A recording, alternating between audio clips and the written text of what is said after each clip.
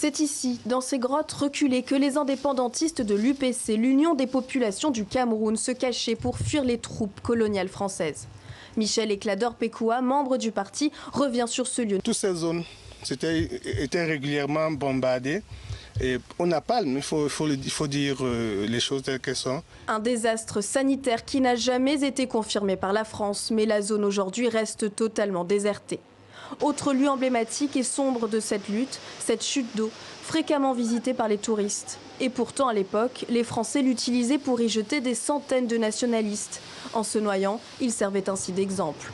Entre 1955 et 1964, ce sont plusieurs dizaines de milliers de personnes, membres de l'UPC et simples civils, qui auraient été tués. C'est en tout cas le résultat de l'enquête menée par les auteurs de l'ouvrage La guerre du Cameroun.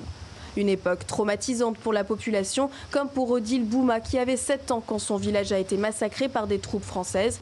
Elle se rappelle de tous les détails, elle en a encore la chair de poule. Les fils de sauf qu'il peut. Et c'est comme ça que les corps tombaient. Je ne marchais pas encore comme maintenant. J'ai piétiné. Les cadavres comme ça, les mitrailleuses, vous voyez même, ça coupait les herbes. En 1960, le Cameroun obtient officiellement son indépendance, mais les combats ne cessent pas pour autant. L'UPC accuse une mainmise de la France, plus discrète mais toujours présente sur les nouveaux gouvernements camerounais. 60 ans plus tard, cette guerre est encore taboue dans les deux pays.